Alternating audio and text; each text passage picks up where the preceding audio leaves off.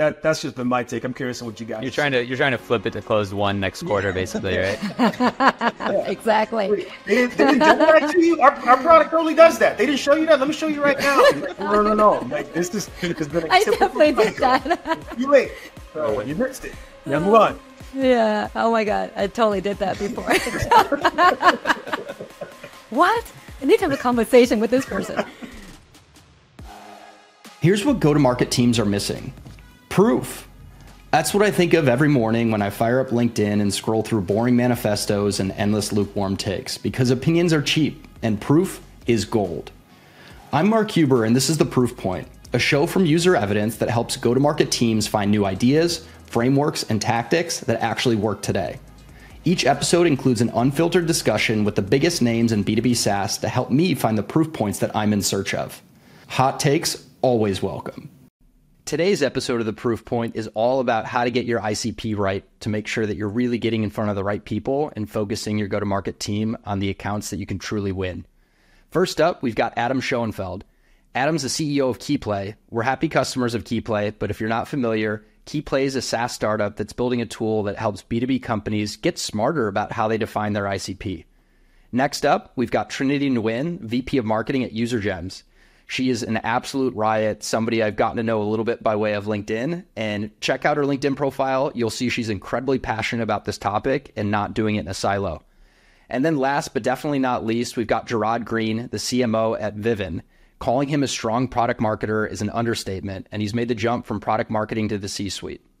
Well, I think my hot take is that B2B marketers have spent way too much time and energy on this idea of intent signals and not enough time on fit, which is like what we're talking about in this podcast is ICP, fit, figuring that out. So I think a lot of people want to like skip the kind of practical, tactical aspect of fit and get into this magical thing of intent that you can just pass off to sales and be like, my job's done, go close this deal. That's where I'll start it off, Mark. Adam woke up today and chose violence. I mean, it like amazes me how many people, thankfully I have not been one of them, and I can thank my old boss, Jason Woodard, for this, but how many people will go buy, I'm not going to name the company name, 6-figure intent data platform and then think it's just magically going to work. And then their sales team is like, what do I do with this? Like, I don't even know what I should be doing right now. You almost said the name, Mark. We caught you. You almost said it. You almost spelled it. You almost said it. Perfect. Yeah, I felt like this is perfect because in the previous call I was on before I joined this one, we literally just talked about this with my head of demand. Are you serious? Almost verbatim. Oh, that's amazing. What were you saying, Trinity? No, I'm not going to tell you. Okay. Well, the same thing as well. The same thing as well. It's like, yes, that's a fit. But then there's also like, sales team, like, I don't know what to do with this information. It sounds really cool, but how do you action this? Like you interview most sales professionals, sales sellers, they'll tell you like, this is completely marketing BS. That's the thing. Sorry. They can't argue with it either because it's like magic. And the marketing team's like, hey, these companies are showing intent, so you better go close some deals. Whereas fit, ICP, you can have an actual discussion about that. You can go look at the company. You can open up their LinkedIn. You can like get a sense for what they do and what they're about. And you can actually like get down into the weeds of like, what do we think fit actually means? Is this somebody that we want to serve? Yeah, no lies told. No lies told. So I think we have a great jumping off point in that we're kind of starting like what not to do when trying to nail your ICP. So step one is do not just buy an intent data provider and then, go from there. So maybe let's start from the top. Jarod, from your experience as a product marketer, what are some things that maybe you shouldn't do when trying to define your ICP? I think the classic not to do is follow the whole tried and true best practices of like, if you can just get firmographic, if you can just understand the size and what CRM tool they use and some of the technographic stuff, that gives you enough. I've always been a proponent of going like very deep with the ICP, and it sounds like basic and boring, but it does start with the customer. We do a lot of customer interviews. We spend a lot of time with our customers to understand not just their primary use cases or why they bought the tool, but like, why are they frustrated? What keeps them up at night? And those things inform a lot of the ways we put the ICP together. So rather than like what not to do, I always talk about what the best practices are to do And again, I want to throw away the notion of it's just firmographic, it's just technographic. There's a whole slew of information you got to go get to really build this.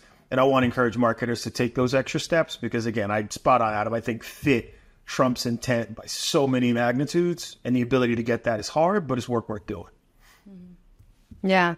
No, I mean, like, I'm also like a former product marketer as well. So the thing that people say is boring. That's the fundamental. It's like building a house. Yes, everyone likes to see the interior design, but it's the foundation that's going to keep the house up. So like these are the things that I think people need to spend more time up front. The more time you spend up front researching this, doing all the legwork, that's going to make all the other programs later on, including intent, work a lot better. A lot of time people just involve like sales and marketer. They have you talk to your customer success to make sure that the sales team can close, actually stick around a year or 2 years later. And then the fourth one is the product. Bring in your product leader because you don't know if you don't map what's on their roadmap with what you're trying to sell here. It might not play out very, very nicely for your CSM a year from now. So Adam, I feel like you probably sit in a super interesting spot in this conversation, given what Keyplay does. So how do you see, maybe when you're talking with, potential customers, how are they defining their ICP right now? Like what kinds of attributes are they looking at? What does that look like at the moment? Well, I think the ones that are the smartest about it are doing what Jarod said, which is they're thinking from the perspective of what do our best customers look like? Who can we serve? Who do we serve the best? Who's renewing? Who's got high NPS? Like Trinity's saying, talk to CS, like look downstream of the prospecting and the closed one and figure out like what's really working. For an earlier stage company, that's harder because the numbers are smaller. Mm-hmm. But I think that's the lens you want to take. So even if you don't have a ton of data, I think that's the right approach.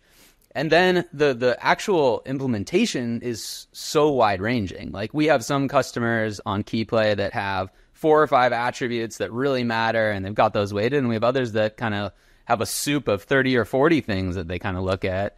And I think to Jarod's point, like you want to be able to have some depth and you want to be able to get at the customer's mindset, their business activities, their strategies, their priorities.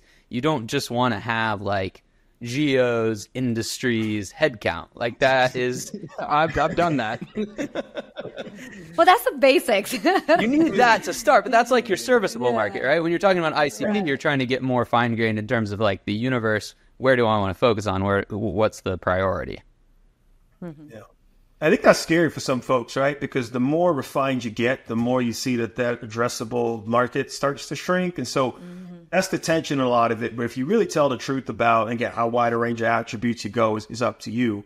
But if you really want to tell the truth about like who is poised to not just buy our stuff today, but like use it, adopt it, deploy multiple use cases, renew it, expand it, like those are the ones that you focus on. And those might not be few and far between, but they're really important. I think some people get scared of the number going down over time because it might fly in the face or it might be in conflict with what we've told the market, what we've told our investors, what we told our employees. Mm-hmm. But you got to be real with it. Yeah, but if you separate that, I mean, it's like terminology, right? When you talk to investors, you talk about the TAM, the total market. But when you actually doing the go-to-market, it's like now we prioritize the TAM in different tiers, so to speak. I mean, we can kind of work through this and explain like why is the list not 100,000 accounts, but only 10,000. So these are the tier 1 that we want to prioritize now to optimize for our spend and all that resources. 100%. Yeah. So I'm glad you brought up the investor mention because, I've worked at companies that have done this before, and I've seen others do this too, where they just look at, whatever the TAM slide says in that investor deck, and then says, all right, that's exactly what we're going to target, and that is as focused as we're going to get. And it's like, that doesn't really work nearly as well as you want it to. Yeah, absolutely. Look, I'm a founder. I've raised venture capital a number of times. You want to have that TAM slide. You want to share you're going after something big for sure, but don't let that get confused into the actual operations of the go-to-market, right? Like, figure out how you're going to break that down into what's your serviceable market, right? Then what's your ICP? How are you going to think about that? And then how are you going to change that over time? Because your ICP when you're $1 million of ARR is probably different than when you're 10 and when you're 100 and when you're rolling out multiple SKUs and you're working in multiple theaters, like that whole thing evolves. So Yeah, that's a mistake, right, Mark? Like people do pull that thing out of the slide and just roll it out, and you're lighting a lot of money on fire when you do that. Yeah. And you definitely can't do that right now. So I want to save the revisiting comment to later on because we will definitely get to that. Now, I'm not going to name names. I did some research, aka a lot of research, before we started recording, and somebody on this call wrote a LinkedIn post about 5 months ago that talked about their process for defining their ICP. They do it every 6 to 12 months. Actually, they keep sales and marketing and CS involved. Does that person know who I'm talking about? Yes. So Trinity, I thought that was an amazing post. It was super helpful. I mean, we're going through a similar process right now at User Evidence where we're actually looking at we're a happy Keyplay customer. We're looking at our Keyplay data. We're looking at all of our open deal data and then close one deal data. So when I was doing my homework, it hit me just at the perfect time. But can you school us on just how you go through this process at UserGems? And, you don't have to give away the secret sauce, but for people who are, going through 2024 planning right now, like how would you recommend they do this? I mean, I think we started doing it probably 4 years ago. Again, I think because I came from a product marketing background. When I joined, it's like the first thing I want to do is I want to understand our ICP because otherwise I can't build any assets or any plan.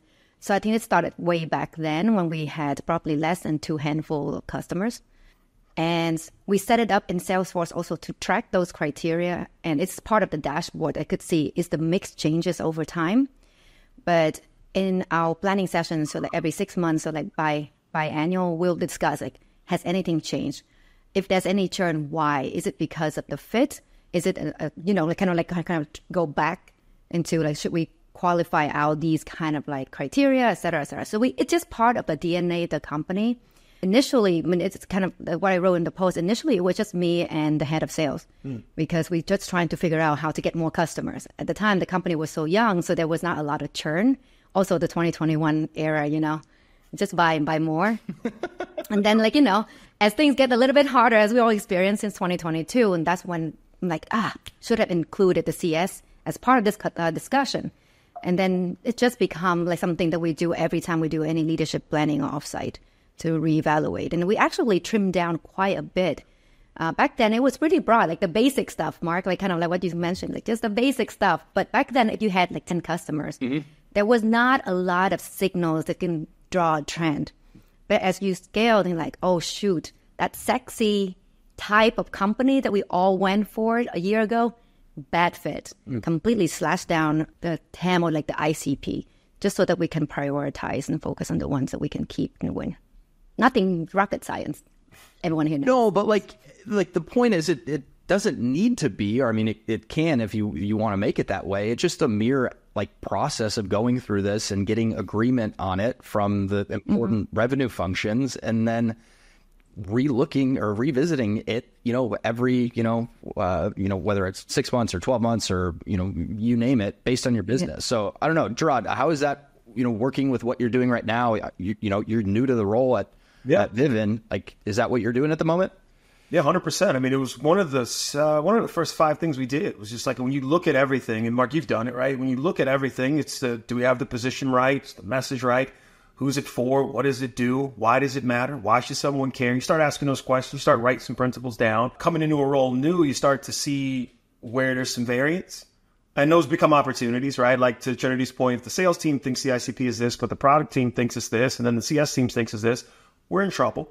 And so the opportunity to get aligned on that's important. We're going through the exercise to just refine the ICP. I think we wrote down a lot of the things that are firmographic, technographic, the business situation, how the company buys software, I think is a really important one. Do they know how to run a procurement process? Do they know what the cycle looks like is one? And so we're whittling down the attributes. But again, we're also learning, I think, a really good point on when is it okay to deviate from it? Because you don't want to be so rigid in that you're only doing this when there could be signals and opportunities to learn, expand, and refine.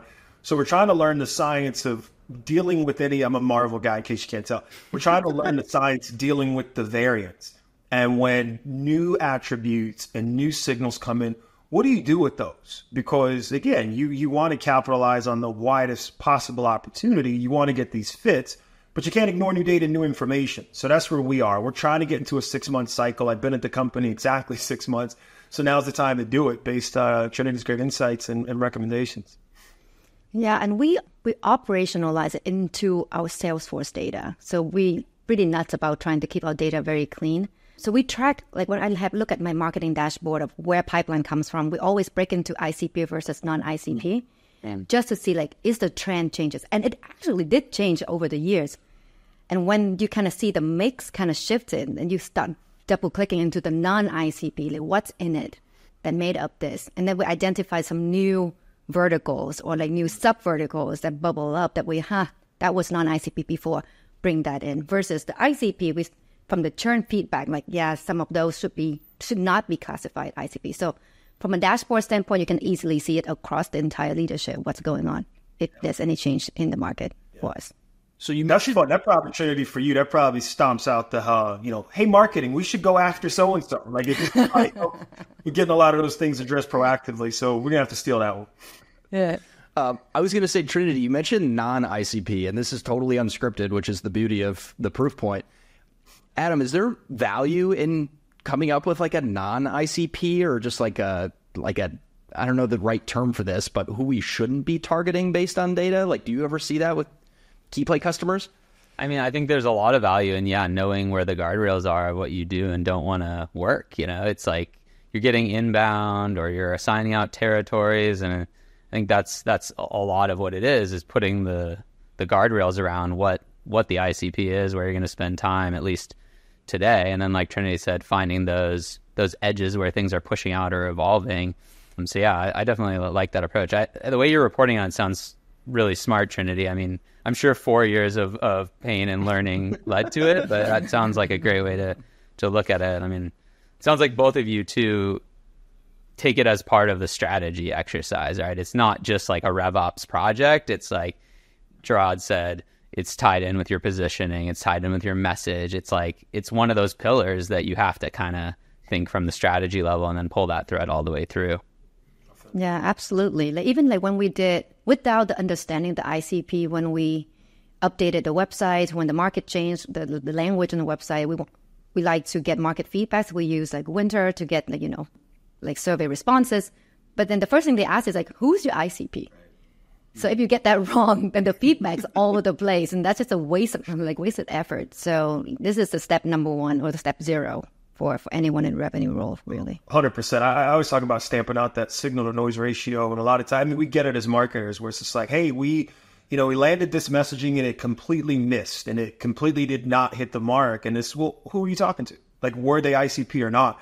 And that makes a huge difference. So if you get a couple of those, like, I tried this deck, tried this message, or tried this hook, it didn't work. And you find out it's for somebody in a completely different industry, segment, geo, set of use cases, funded model, trajectory. No, it didn't resonate, and that's the feature, not the bug. So I think it's important because not everybody thinks an ICP the same way we do. And I think for sales in particular, it's at bats, right? I had this at bat and I missed, and it must be you guys. It must be something you guys did, because man, I'm a good hitter. But if it wasn't the right target, if it wasn't the right person, like you were never set up for success to begin with. Mm. So I forget who mentioned it, but this is something that we're currently working through right now. And it's, kind of a struggle. We just don't have a ton of historical data to go off of. And there's a nuance that we're, working through with some of our customers who came from a company that our two co-founders had worked at before. And it's a very easy sell to those customers because they were the same product and it was a problem that they felt. And yes, very happy customers of ours, but like we can't base our ICP exclusively off of that. So, for people who are listening who may not have a ton of historical data, Adam, what would be like a piece of advice or two to give people who, just don't have a lot of historical data to use here? Totally. I mean, it's so true in the early stage because you start with founder-led sales probably, and you're getting your investors are giving you intros, and you're just like, oh, my CEO worked with this person, and they became a customer. Yeah. So, okay. So you have that. So I think, number one, I think you can form a starting point off of a small number. So that could be some of your late-stage ops. It could be a little bit more gut feel around, these are the logos we think we want, plus these are some of our gold star customers that sort of are in the new world. And so I think you can create a set of customers that are like your inputs, let's say, off of a relatively small group. It doesn't have to be like hundreds or thousands. Sure, that's nice, but if you're sitting there at a couple million of ARR, like you make do with what you have. And when you're at 100 million, you'll have thousands of things to analyze.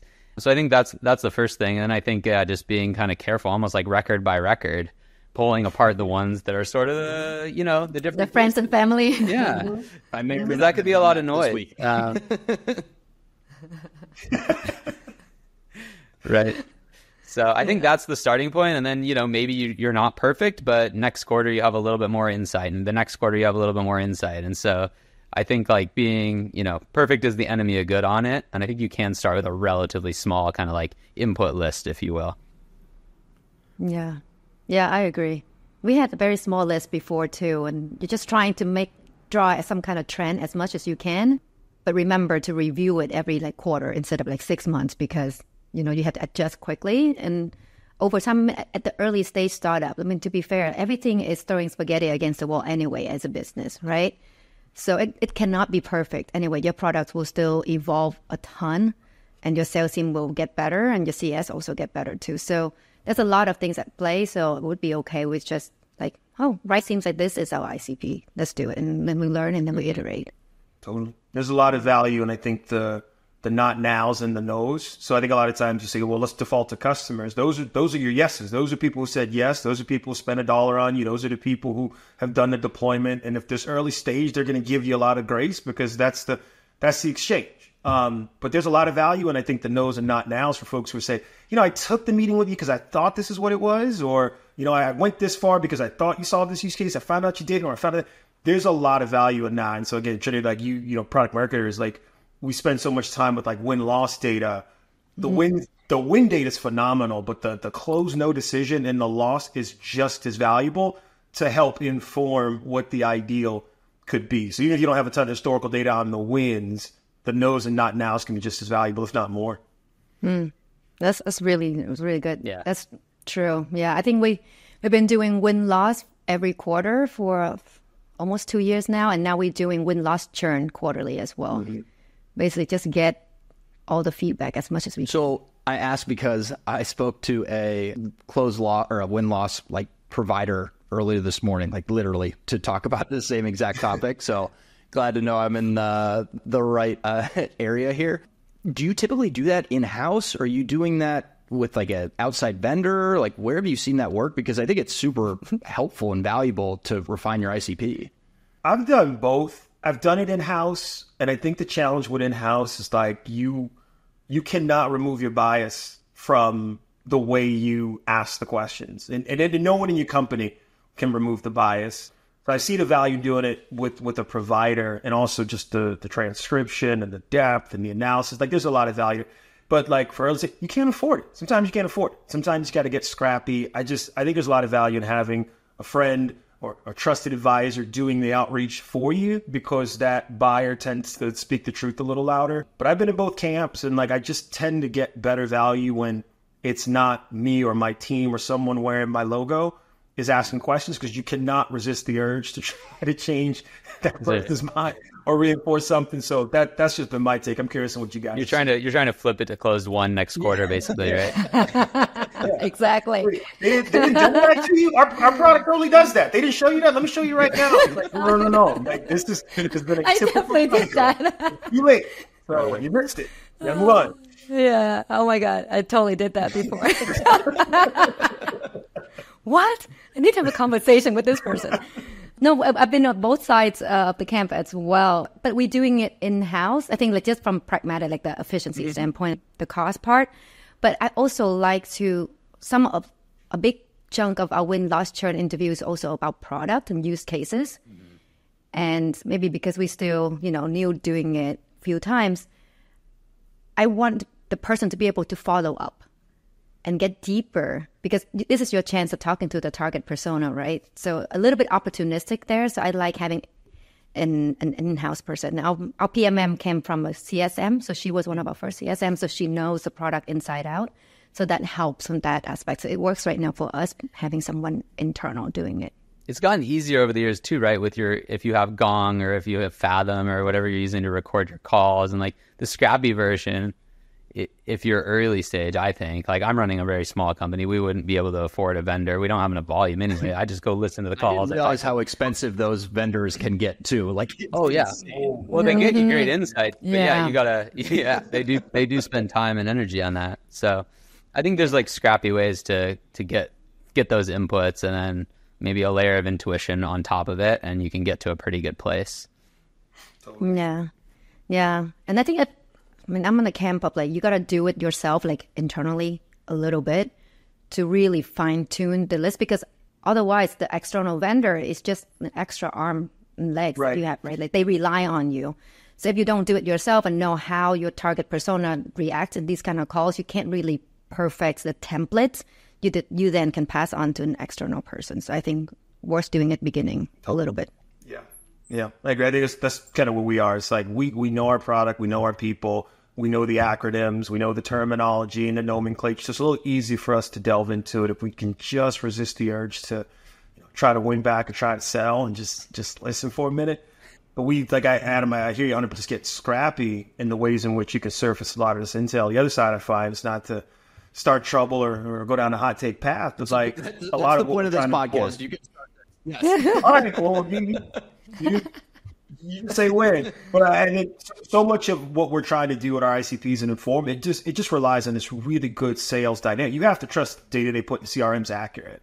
You have to trust that what they, when they did discovery and said, okay, this is the economic buyer, or they did discovery and said, this is the use case, or when they did discovery and said, this is the timeline, that's what the buyer told me. And Adam, like, you can go back to the game tape and see, like, that's not what they told you. That is absolutely not what happened. So again, I think like the checks and balances, I think allow us to get better with the ICP. The more we use these tools, the more we can really extract the voice of the buyer to inform, as opposed to, and I love our salespeople and I love our sales dev people and I love them to death, but they sometimes can be an intermediary to kind of what was said. And sometimes the buyer doesn't quite know how to frame it either. And so you got this weird game of telephone trying to inform a strategy that's like not perfect science. I'm curious how you guys deal with that. Well, and you forgot one important thing. Usually in CRMs, it's like, how can I close out all these required fields and then get on with my life? So it's like, let me just enter in whatever I can think of right now and get on. That's right. I have 3 minutes until my next demo. Yeah. Oh my! You don't spend 20 minutes doing CRM data entry? This is news to me. What? Okay. Yeah, I just block out like every Friday for an hour of doing coffee and listening to Gong calls, just randomly, just pick a few and just kind of see how people describe things. But yeah, that's so smart to do. Yeah, the notes. You just like, yeah. Do you get just surprises, gold nuggets out of that every time? Nothing too crazy, but I use it a lot for verbiage, like messaging on the website. Sometimes it's the buyers that come up really pithy way of explaining the stuff that we stuck at. So I like to use that for that specifically. Yeah. Oh, they didn't use all the jargon and acronyms that they wrote the copy in. They actually said it like a human being would say it. So Trinity, I'm curious. I make it a habit to listen to Gong recordings. I would say, I don't know, I don't set time specifically aside every week, but it's part of my routine. I do it when I can. But I do offer up to my sales team to send me the bad recordings, and I want to hear the bad recordings intentionally. Do you do anything like that? Because, it's great to hear prospects patting marketing on the back for whatever they're doing, but I like to hear the stuff that just does not land at all and drill into that. I think we tried that a while ago. It didn't really quite resonate. I don't think people like to highlight things that don't go well or negativity, or they just like, well, it doesn't help my deal, so I'm just going to move on with the next deal. So that's why I do it randomly, because I don't want to rely on anyone to choose to do any manual selection. Yeah. I like to make sure I'm on enough live calls too that I get to feel a bad call live. That is more impactful to me personally than watching the game tape, as Jarod called it, right? Because you have to absorb it. I'm the founder. This is my baby, and I got to absorb it. And that doesn't do what I want. Or why would you build it that way? Or the message is just and those are, I find, to learn a lot when I get in there live too at some cadence, right? The recordings are great because it gives you more scale, but there's no replacement for an occasional drop in, ride along, whatever you want to call it. Not at all. And to be fair to the seller, right? Like there's a lot to manage and balance. I mean, particularly like doing the calls hard. Adam, I can't imagine. Like I've done a ton with the founder. It can be tricky. Like the founder's over your shoulder, and you got to do the pitch and the demo the way he or she's done it 1,000 times. Like good luck meeting that standard. But there's a lot of pressure on that code, and they're doing the best they can. And so a lot of times the game tape isn't like, hey, you should have said it this way, you should have said it that way. There's a lot going on. There's a lot of multitasking, dogs bark, doorbells ring, Slack's going on. Like I have empathy for that. So like the better use for me with the game tape is always like I like to do the snippet reviews based on certain keywords. Yep. Yeah. So we'll run a report on keywords mentioned. So when they say, foo, I want the report. This is how many times did foo come up this week, and I'll just listen to the snippet of the context of that keyword. That saves me time versus listen to all of them one by one on 2x. That's a good way to do it. You're kind of like thematically. Whoa, hold on. Yeah. You're listening on 2x? I only do 1.5. Yeah. Depends on the speakers. Chipmunks at 2x, doesn't it? No? You get used to it. 2x is a vibe. It's not for everybody, but it's 2x is a lane. Yeah. On my audio. Yeah, my Audible is also 2x too. Oh, man. Yeah. Mark, I grew up listening to Bone Thugs and Harmony, so like I'm used to being able to pick up like that. Like, shout out to anybody who gets that reference. Like I can follow a 2x speed. I can go 2.5 if I want to get dangerous. Oh no, that's crazy. Oh my goodness. So just to get it back on the rails, one of the things that I wanted to talk about is, and I love when it goes off the rails, it's exactly why we do this, is just kind of like testing out and kind of rolling out your ICPs. So, maybe Adam, how do you based on your purview of all the companies that you talk to, how do you recommend companies start to like take their best educated guess and test it out? Like, what does that look like? Yeah, well, I think you have to start, and then you have to feed it like from strategy into your operations. And so, it might not be perfect, but then using it in your ads, using it in your outbound, using it in your territories, right? If you don't use it, you're never going to know anything. So that's always like a fail state, is if you have the strategy, but you don't pull that thread down into the operations. So I think, get it out there, use it to reset your territories, maybe do a comparison on some of your account-based ads on LinkedIn and see, like, is our ICP, even some of those top funnel metrics like click-throughs and form fills and things, like, is it kind of lining up how we thought? I think you can do some back testing if you have data. That's always helpful. And then, trying to create a learning loop. I think that there's not like a lot of magic to it other than, making sure you get everybody on the same page and like stick with it for a little bit so you can learn. That's the keyword, stick with it until you can learn. Because especially early stage startups, like people like to change really quickly, or if you have very anxious CEOs, it's like, this is not working. Yeah. Change direction. Let it breathe. Give it 3 months. What do you think the breathing time is, Trinity? You think about a quarter? No, I think it depends on your sales cycle. Yeah. Like, I think it's just in commercial SaaS, like the mid-market that like we're in. So like usually it's around like 2 to 3 months. So I'm like, give it one some sales cycle, right? It's kind of on the sales cycle. Yeah. Yeah, because I feel like, at my last company, we were constantly switching probably the focus too quickly. And there were times where I think we thought maybe we were headed in the right direction, but then we would change up the ICP like mid kind of experiment, and then we wouldn't even see it through. So then you're just kind of chasing your tail the entire time. And it's like, we didn't even see this through for a long enough time to know if this was right or wrong. Yeah. I mean, I feel it. I joined UserGems 4.5 years ago. So first business hires, I empathize with the anxiety of like, shoot, it's not landing. Switch, like, pivot quickly, right? Move fast, break things. So I empathize with that, but realistically, like, people just have to wait it out, or maybe you DV up segment up your TAM somehow to test. But you need to let the market absorb. Just because you advertise doesn't mean they're going to come in and knock on the door. So you need to give it some time. So one other thing that I wanted to talk through is, we keep saying ICP and like singular ICP. When does it make sense to have, multiple ICPs? Is that something as you move up market, once you hit like a certain, ARR threshold? Like, when do you start to overcomplicate it? Because we're all marketers to some degree. We love overcomplicating things. So when does that make sense? I've seen companies that are 100 million of ARR with one ICP, so I think you could, at some point you become multi-product, right? And you're operating in multiple theaters. And I think there's the growing complexity of your product offering. So you go down, you go up, you have new SKUs, you have multi-SKUs, you have new use cases. That's one thing that drives it.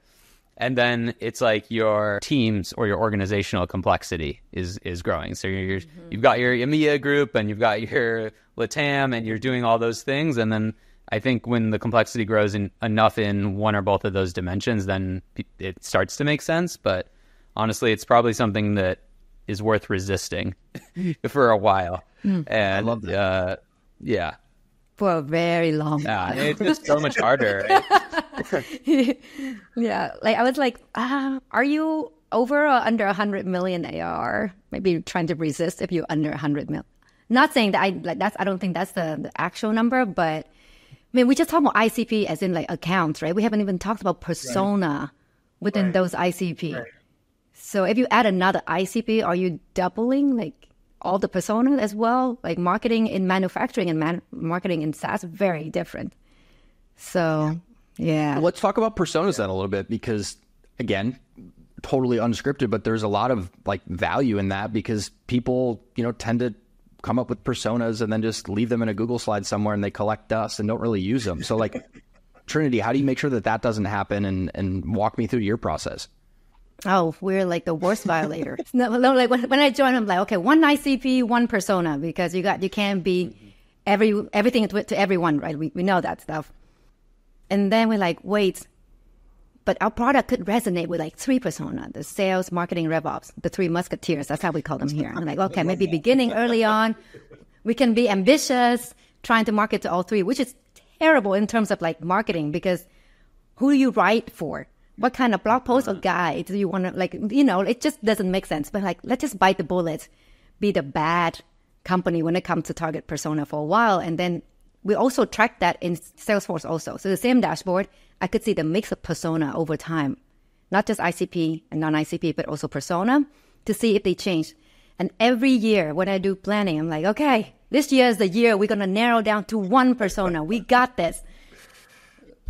We just did this. It's still 33, 33, 33, guys. So yeah, I don't really have a good answer. So we're still trying, like, not even like, straddling the three persona right now and trying to appeal to the common pain that all three have, which is pipeline anxiety. And hope maybe next year it comes down to one. By the way, this sounds like the Salesforce dashboard of all Salesforce dashboards. I got to see this, Trinity. This is like the most segmented view that I've heard of. It's not even sexy. It's not even sexy. I think we just very like maniacal. Or maybe it's just me being maniacal about like just tracking things. I was like, I'm a little bit OCD. Why are you backing down? He's jealous of your Salesforce dashboard. You gotta just own that. You're like, it's beautiful. My data's clean. The best. I'm jealous. No, the data is awesome. It's just the visualization. It's just like it could look sexier, but just me looking at it. But yeah, we're tracking it. No. I struggle with this in three different perspectives. Like I've always worked at companies where like the champion persona was pretty clear. So like the title, the person, like the person with the most acute pain and try to solve it, like that was the person. And we could call them the champion. And then the goal is to arm the champion to go have conversations with other personas that don't feel the pain as acutely, but do feel it in some capacity. So it's kind of just like this blast radius of pain. And so like where you get into trouble sometimes is when you say like, well, we run into the CFO late stage and it's just like, we need a CFO campaign. It's like, we don't need a CFO campaign. We need to make sure that our champion can handle CFO objections. Why can't I build this myself? Why are we buying anything at all? What the hell does your team do? Like there's a whole realm of things you can do without saying like we need targeted messaging, targeted themes, targeted campaigns and programs at these personas, because you'll never get out of that world. So the matrix of like, well, CFO and midsize, CFO and commercial, you will never be done with it. And so we've just tried to kind of stick to the core champion persona and focus more on the buyer jobs to be done than the actual functional title, because those can change. Like, and like, think about it. Like there's the craziest space I'm in now. There's 50 different terms for sales engineers, solution consultants, solution architects. There's no, serious. Like, I don't know what you guys call it, but like there's 50 different terms. And so like, if we just said, well, just find the person, that's a job in itself. But if we focus on the buyer job to be done, like the person who feels the pain that has to run the demo, run the POC, run the eval, like that's our person. Great. Arm them to go help do the handle the objection on why we buy anything job, handle the don't we do this in Salesforce job, handle the sales operations, calendar, triage, get this schedule integrated job. And that helps us get away from personas, but you can't completely escape it. That's nice. At least you don't have to multiply your go-to-market by like 9 dimensions every time, At least you kind of like controlled the chaos there. So it's more of an enablement thing rather than a, strategy change. Yeah. Well, again, like if it's buyer jobs to be done, you can arm the champion to have the conversations, which means you got to arm the seller to do it by proxy. And there's a lot of like lift marketers can provide, but I've gotten burned too many times with saying like product marketing owns the budget. We need a whole thing to go talk to product marketers. And then we knock on product marketers' door and they go, no, you should be talking to so-and-so. This isn't my thing at all. And now you've wasted time, wasted energy. And so I think personas within the ICP are important, but the cheat code I found is just focus on the buyer job to be done and not the functional thing, because the functional thing can fluctuate over time and someone's got to buy this thing, get it over the line. I said, we are selling. So I hope someone's buying and then using and then loving, of course. I'm still laughing at the CFO campaign idea. You want to talk about like one of the most boring things that you could do? CFOs are not our demographic. So if there's a CFO listening, like, I'm sorry, but like, that's got to be a boring marketing campaign. Actually, on that note, so last year, CFO got involved in almost every single deal, right? Because of the situation. Yeah. So we get all the finance leaders title into all of our accounts that have open opportunities at stage 4. So basically like late stage ops. And then we create all like dynamic audiences to advertise to the CFOs actually. Interesting. With like memes. Yeah. With memes and like something really ridiculous. But we just run it just to provide air coverage to the sales team so that by the time the order form lands on their desk, they're like, oh, I've seen this logo. It's not like, who the heck is this? Yep. So we did actually trying to help the sales team a bit by adding in a CFO. I might need to see those memes, but like, Jarod, oh yeah, I'll show you. Just objection handling and like arming your internal buyer for those conversations. In 2000% agreement that's the move and kind of what I last company, what we've done here too. But yeah, we're actually recording an episode 2 weeks from now with a few names that you'll probably recognize on how to arm your internal buyer, because all of these conversations are realistically happening when you're not in the room. So I'm pretty excited for that one too. But yeah, Trinity, did you come up with the memes or who come up with like the memes? Because that's a pretty impression. No, like our social posts, like our team likes memes quite a bit. So we're like, okay, CFO is a scary persona. That's what I'm thinking in my head. Even our sales team is like terrified whenever they see CFO like joining a meeting. So I'm like, okay, we can do all the enablement and things like that. But like, is there any way we can like light heart, like play out, my whole goal is just put the UserGems logo in front of their eyes. Mm-hmm. They don't even need to know what we do. Just brand recognition. Yeah. So I'll show you. It just sounds like silly memes of like I don't know. It's really funny. I'll send it to you. I'm looking forward to it. We're just about at time here. This was awesome. You schooled me on a lot of stuff that is very relevant, not just for me and what User Evidence is doing right now, but I know quite a few other marketers at B2B companies are working through to kick off the new year. So this was fun. Looking forward to the memes, and we'll have to do another episode in a couple months when it's time to revisit ICPs and get CS involved too. That's good. Sounds good. Thanks, Mark. Well, thank you.